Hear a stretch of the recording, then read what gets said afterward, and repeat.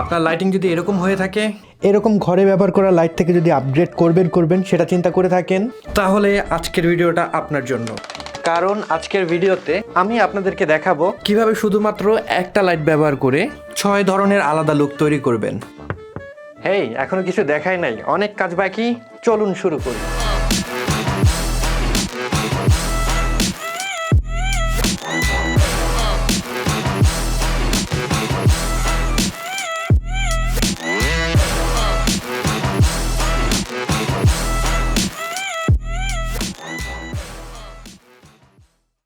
ভিডিওটা শুরু করার আগে একটা কথা দিতে হবে, কিন্তু এই ভিডিওটা যদি আপনার ভালো লেগে থাকে তাহলে কিন্তু চ্যানেলটা সাবস্ক্রাইব করতে হবে।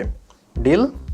ওকে, কথা দিলেন কিন্তু। আর এই ভিডিওটা করতে আমার যে লাইট আছে, রেগুলার ভিডিওতে যেটা ব্যবহার করি, এই লাইটটা ব্যবহার করব। এই লাইটটা হলো গোডেক্সের SL60W এবং তার সাথে রয়েছে 85 সেন্টিমিটারের একটা প্যারাবোলিক সফট বক্স। আপনার যে এই লাইটটাই ব্যবহার করতে হবে বিষয়টা এরকম না, আপনি যে কোনো ধরনের সফট বক্স দিয়েই এই লাইটিং সেটআপগুলো করতে পারবেন। তো প্রথমেই কথা বলা যাক ফ্ল্যাট লাইটিং দিয়ে। ফ্ল্যাট লাইটিংয়ে আমরা মূলত যেটা করি, আমাদের ঠিক ক্যামেরার সামনেই আমাদের লাইটিং সেটআপটাকে রাখি। এতে করে যেটা হয়, যখন লাইট আপ করি আমাদের সিনটাকে, সাবজেক্টের দুই পাশ কিন্তু সমানভাবে লাইট আপ হয়, সাবজেক্টে কোনো শ্যাডো থাকে না কিংবা কোনো ডেপথ থাকে না। তো আমার পার্সোনালি এই ধরনের লাইটিং তেমন পছন্দ না, তবে যারা ফ্যাশন ফটোগ্রাফি করেন কিংবা ফ্যাশন রিলেটেড ভিডিও তৈরি করেন, মেকআপ টিউটোরিয়াল তৈরি করেন, তাদের জন্য কিন্তু এটা পারফেক্ট একটা চয়েস হতে পারে। কারণ এরকম যখন আপনি লাইট আপ করছেন, তখন কিন্তু আপনার ফেসের যে ইমপারফেকশনগুলো রয়েছে, যেরকম ব্রন, একনি, এগুলো কিন্তু হাইড হয়ে থাকে, কারণ ফেসে কোনো শ্যাডো থাকে না। সো আপনি যদি ওই টাইপের কোনো ভিডিও তৈরি করে থাকেন, এটা আপনার জন্য বেস্ট একটা চয়েস হতে পারে। আমরা ফ্ল্যাট লাইটিংয়ে যেটা করেছি, সোজাসুজি ছিল আমাদের লাইটটা। এবার সেটার যে পজিশন রয়েছে একটু চেঞ্জ করে আমরা 45 ডিগ্রি অ্যাঙ্গেলে নিয়ে আসবো। সেটা হতে পারে আমাদের ডান পাশে কিংবা বাম পাশে, যেদিকেই হোক অসুবিধা নাই। তো লাইটটা আমার এই ফেসের এক সাইডে পড়ছে, কিন্তু দেখেন অপর সাইডে কিন্তু একটা ট্রায়াঙ্গেলের তৈরি হচ্ছে। তো এই ধরনের লাইটিংকে বলা হয় রেমব্র্যান্ট লাইটিং।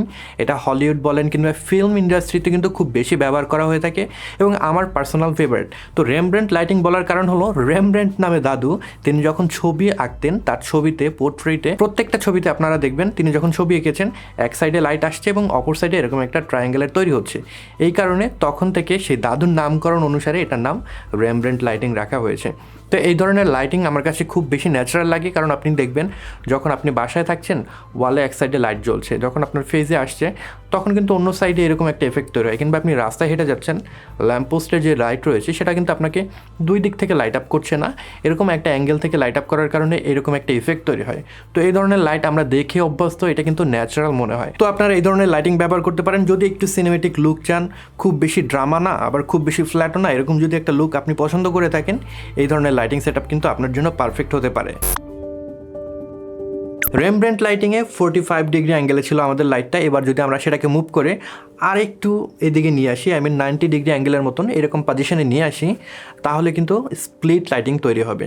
স্প্লিট লাইটিং নামকরণ থেকে আপনারা বুঝতেই পাচ্ছেন, আমার যে ফেস রয়েছে সেটার এক সাইডটা লাইট আপ হচ্ছে এবং আর এক সাইড সেটা কিন্তু শ্যাডো এরিয়াতে থেকে যাচ্ছে, আমার ফেসকে দুই ভাগে ভাগ করছে, এর জন্য এটার নাম হলো স্প্লিট লাইটিং। তো এই ধরনের লাইটিং নর্মালি আমরা হেডশট টাইপের ভিডিওতে ব্যবহার করি না, কারণ এটা খুব বেশি ড্রামেটিক। তবে যারা ডকুমেন্টারি শ্যুট করেন কিংবা থ্রিলার টাইপের কিছু শ্যুট করছেন, তারা কিন্তু এটা ব্যবহার করতে পারেন, কারণ এই ধরনের লাইটিং কিন্তু সাসপেন্স তৈরি করে কিংবা মিস্ট্রি তৈরি করে। সো ওই টাইপের যদি আপনি কিছু করে থাকেন, হরর ফিল্ম তৈরি করছেন, ডকুমেন্টারি শ্যুট করছেন, সেক্ষেত্রে এটাকে ব্যবহার করতে পারেন। ব্যাপারগুলো একটু নাটকীয় হয়ে যাচ্ছে, আপনি যদি লক্ষ্য করেন দেখবেন এই সিনটা কিন্তু খুবই বেশি ড্রামেটিক মনে হচ্ছে। এখন আমরা ব্যবহার করছি top down lighting. Top down lighting জিনিসটা কি, আমাদের যে লাইট ছিল সেটাকে এখন আমরা সাইড থেকে না, সামনে থেকে না, একেবারে মাথার উপর থেকে লাইট আপ করছি। এখন যে লাইটটা রয়েছে, আমার জাস্ট বোন আমার পাশেই সেটাকে ধরে রেখে লাইটটা সেট করে দিয়েছে। তবে এই ধরনের লাইটিং সেট আপ করা একটু কষ্টসাধ্য ব্যাপার। বেশিরভাগ সময় দেখা যায় প্রোডাকশনে তাদের অনেক বড় বড় সেট আপ থাকে, ইজিলি তারা মাউন্ট করতে পারে। আপনার কাছে যদি সিএস স্ট্যান্ড থেকে থাকে, সেক্ষেত্রে আপনারা এই ধরনের লাইটিং করতে পারেন, কিংবা আপনারা উপর থেকে যে কোনো কিছু দিয়ে কিন্তু ঝুলেও লাইটটা তৈরি করতে পারেন। তো এরকম লাইট আমরা কখন ব্যবহার করব? নর্মালি যখন আমরা হেডশট টাইপের ভিডিও তৈরি করছি, তখন কিন্তু এই ধরনের লাইট আমরা ব্যবহার করব না। এটা দেখা যায় বিভিন্ন ড্রামাটিক যে সিনগুলো রয়েছে সেখানে ব্যবহার করা হয়ে থাকে, অ্যাগেন মিস্ট্রিতে ব্যবহার করা হয়ে থাকে, কিংবা সাসপেন্স তৈরিতে ব্যবহার করা হয়ে থাকে। আপনারা লক্ষ্য করবেন, পুলিশে যখন কোনো চোর ডাকাতকে রিমান্ডে নিয়ে যায় কিংবা কাউকে যখন কোনো জায়গায় আটকে রেখেছে, ওই ধরনের সিনে কিন্তু টপ ডাউন যে লাইট রয়েছে এটা খুব বেশি ব্যবহার করা হয়ে থাকে। তো আপনার যদি দরকার হয়ে থাকে ওইরকম মিস্ট্রি তৈরি করার কিংবা ওইরকম সাসপেন্স তৈরি করার, সেক্ষেত্রে কিন্তু এটা আপনারা ব্যবহার করতে পারেন। এবার কথা বলবো বাটারফ্লাই লাইটিং নিয়ে। বাটারফ্লাই লাইটিং হলো টপ ডাউন যে লাইটিং ছিল সেটাকে আমরা জাস্ট মাথার উপরে রেখেছিলাম। এবার সেই লাইটটাকে আরেকটু আমরা সামনের দিকে নিয়ে যাব, উপরের দিকেই থাকবে কিন্তু সামনের দিক থেকে যদি আমরা আমাদের ফেসের দিকে সেটাকে ডিরেক্ট করি তাহলে বাটারফ্লাই লাইটিং তৈরি হবে। বাটারফ্লাই বলার কারণ হলো আপনারা যদি লক্ষ্য করেন আমার ঠিক নাকের নিচে একটা শ্যাডো তৈরি হয়েছে যেটা দেখতে অনেকটা বাটারফ্লাইয়ের মতন, এই কারণে এটাকে বাটারফ্লাই লাইটিং বলা হয়ে থাকে। এই ধরনের লাইটিং ফটোগ্রাফিতে খুব বেশি ব্যবহার করা হয়ে থাকে, স্পেশালি ফ্যাশন ফটোগ্রাফিতে কিংবা গ্ল্যামারাস যে ফটোগ্রাফি রয়েছে ওই ধরনের কাজে কিন্তু খুব বেশি এই ধরনের লাইটিং ব্যবহার করা হয়ে থাকে। ইভেন আমরা যে নর্মাল লাইটিং দেখে অভ্যস্ত সেটাও কিন্তু বাটারফ্লাই টাইপের একটা লাইটিং। সবসময় আমাদের বাসা বাড়িতে কিন্তু লাইটটা উপরের দিকে এভাবে সেট আপ করা থাকে। অ্যাগেন রেমব্র্যান্ট লাইটিংয়ের মতনই এটাও কিন্তু ওইরকম একটা শ্যাডো তৈরি হয় যার কারণে এটা দেখতে খুব ন্যাচারাল লাগে।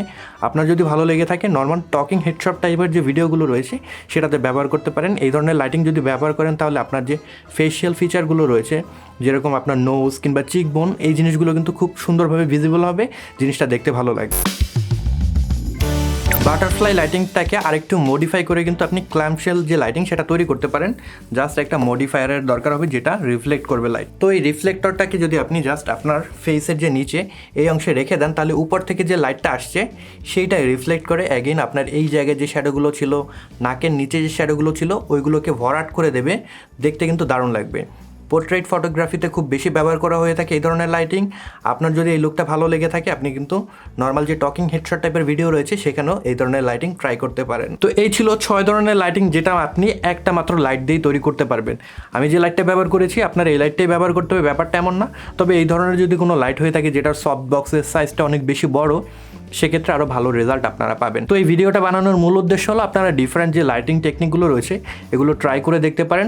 আশা করি আপনারা যখন এই লাইটিং টেকনিকগুলো ট্রাই করবেন নতুন কিছু শিখবেন। তো এই ভিডিওটা কেমন লেগেছে নিচে কমেন্ট বক্সে আমাকে লিখে জানাবেন।